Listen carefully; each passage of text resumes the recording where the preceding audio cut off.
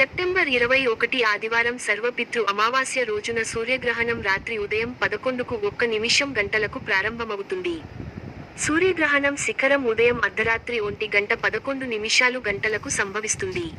September 22న ఉదయం తెల్లవారుజాము 3:23 గంటలకు గ్రహణం ముగుస్తుంది. ఆ రోజు నుండి శరదీయ నవరాత్రి కూడా ప్రారంభమవుతుంది. సూతక కాలం.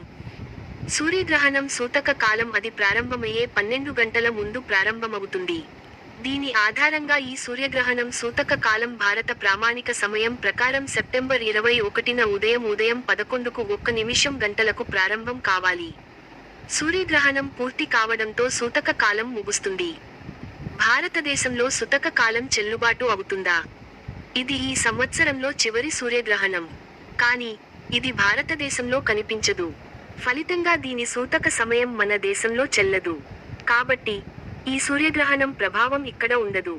కాబట్టి, దాని నియమాలు మీకు వర్తించవు కొందరు అంటున్నారు.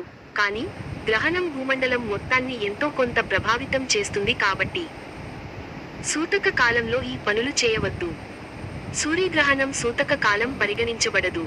కానీ, అవగాహన కోసం సూతక కాలంలో ఏ కార్యకలాపాలు చేయకూడదో తెలుసుకోండి. సూతక కాలంలో తినడం, వంట చేయడం, ఇంటి నుండి బయటకు వెళ్లడం, స్నానం చేయడం, దానధర్మాలు చేయడం, మతపరమైన ఆచారాలు చేయడం నిషేధించబడింది.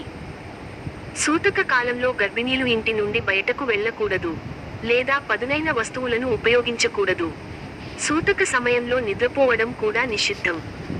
సూతక కాలంలో ఏమి చేయవచ్చు? సూతక సమయంలో మీరు దేవుని నామాన్ని జపించవచ్చు. మీరు ఏదైనా గురు మంత్రాన్ని తీసుకున్నట్లయితే, మీరు ఆ మంత్రాన్ని జపించవచ్చు. లేదా మీకు ఇష్టమైన దేవత పేరును జపించవచ్చు. గర్భిణీ స్త్రీలు సంత్ గోపాల్ మంత్రం లేదా ఏదైనా సురక్ష మంత్రాన్ని జపించాలి.